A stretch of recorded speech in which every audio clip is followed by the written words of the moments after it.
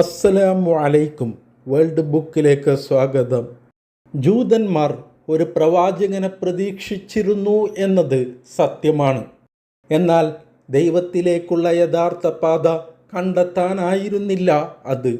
മറിച്ച് ആ പ്രവാചകനിലൂടെ ലോകത്തിനു മേൽ തങ്ങൾക്കുള്ള മേധാവിത്വം കൂടുതൽ ദൃഢമാക്കുക എന്നതായിരുന്നു അവരുടെ താൽപ്പര്യം.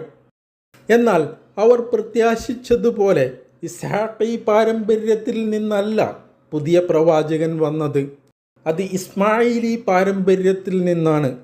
നമുക്കറിയാമല്ലോ, മാനവ സംസ്കാരത്തിൻ്റെ പിതാവായ ഇബ്രാഹിം നബി അലൈഹിസ്സലാമിൻ്റെ 2 മക്കളാണല്ലോ ഇസ്മായിൽ നബി അലൈഹിസ്സലാമും ഇസ്ഹാഖ് നബി അലൈഹിസ്സലാമും.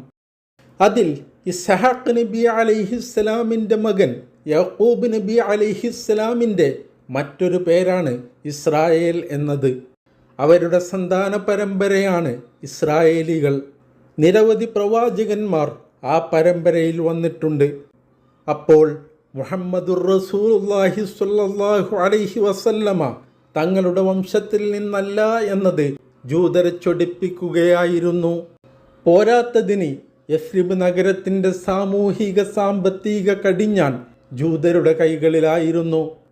ഇസ്ലാമിൻ്റെ ജനഹിത ഭരണം അവരുടെ വ്യാമോഹത്തിന് തടയണയായി എന്നത് സ്വാഭാവികം. അതുകൊണ്ട് തന്നെ മുഹമ്മദുൻ സ്വല്ലല്ലാഹു അലൈഹി വസല്ലമയ്ക്ക് ദൈവദൂതരാകാനുള്ള യാതൊരു മേന്മയും ഇല്ലെന്ന് അവർ സ്വന്തത്തെയും മറ്റുള്ളവരെയും ബോധിപ്പിക്കാൻ ശ്രമിച്ചു.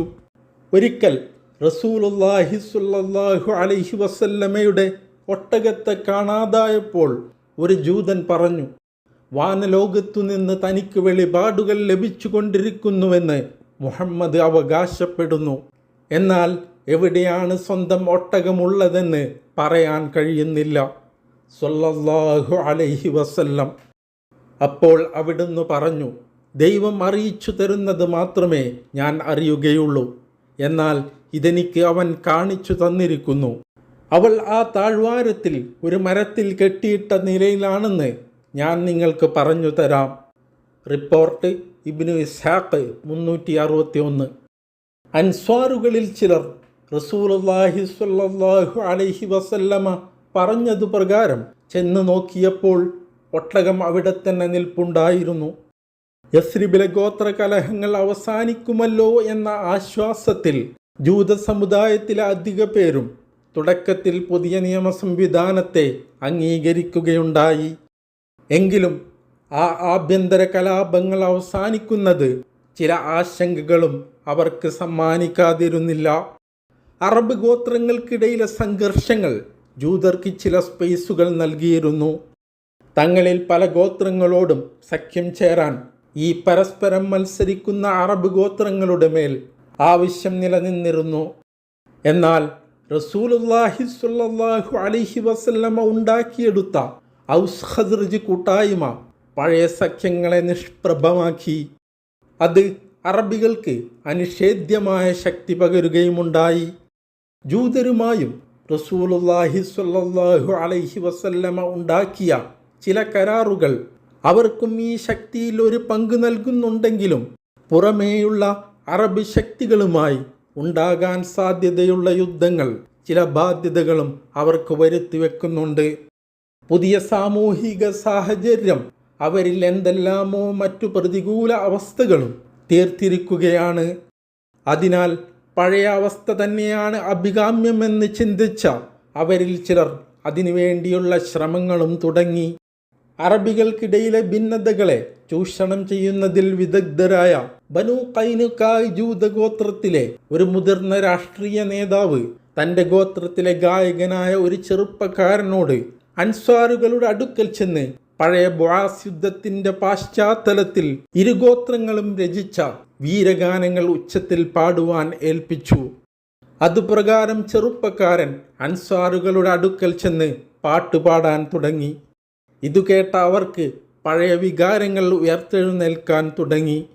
ശത്രുക്കളെ അഭിശംസിക്കുന്ന, പോരാളികളുടെ ധീരത ഉയർത്തിക്കാട്ടുന്ന, രക്തസാക്ഷികളുടെ വിലാപഗീതങ്ങളും പ്രതികാരത്തിൻ്റെ പ്രഖ്യാപന സ്വരങ്ങളുമൊക്കെ ജൂതയുവാവിൻ്റെ കണ്ടങ്ങളിൽ നിന്ന് ശ്രുതിമധുരമായ സ്വരത്തിൽ ഒഴുകിക്കൊണ്ടിരുന്നു. ഔസുകാരും ഖസ്റജുകാരും മാറി മാറി തന്താങ്ങൾക്കനുകൂലമായി പാട്ടുപാടാൻ ഗായകനെ പ്രോത്സാഹിപ്പിച്ചുകൊണ്ടിരുന്നു. അത് പയ്യെ പയ്യെ ഗോത്രം തിരിഞ്ഞുള്ള വാഗ്വാദങ്ങളിൽ ചെന്നെത്തി. സ്വന്തം ഭാഗത്തിൻ്റെ പെരുമ പറച്ചിലും മറുഭാഗത്തോടുള്ള ശകാരവർഷവുമായി അവർ മത്സരിച്ചു. വാശി അതിരുകൾ ഭേദിച്ചപ്പോൾ രണ്ടു വിഭാഗവും അടുത്തുള്ള പാറമടയിൽ ചെന്ന് ഏറ്റുമുട്ടലിനൊരുങ്ങി. വിവരമറിഞ്ഞ് റസൂലുള്ളാഹി സ്വല്ലല്ലാഹു അലൈഹി വസല്ലമ അവിടെയുണ്ടായിരുന്ന മുഹാജിറുകളെ സംഘടിപ്പിച്ച് രംഗസ്ഥലത്തെത്തി.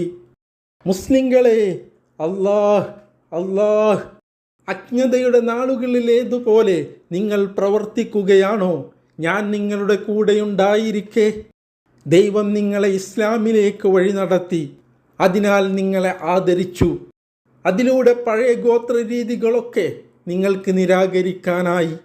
അവിശ്വാസത്തിൽ നിന്ന് നിങ്ങൾ മോചിതരായില്ലേ? അതിലൂടെ നിങ്ങളുടെ ഹൃദയങ്ങൾ ഐക്യപ്പെട്ടില്ലേ? ഇതു കേട്ടതോടെ തങ്ങളുടെ തെറ്റിനെക്കുറിച്ച് അവർ ഉണർന്നു. അവരിൽ പലരും പരസ്പരം കരഞ്ഞുകൊണ്ട് ആലിംഗനം ചെയ്തു.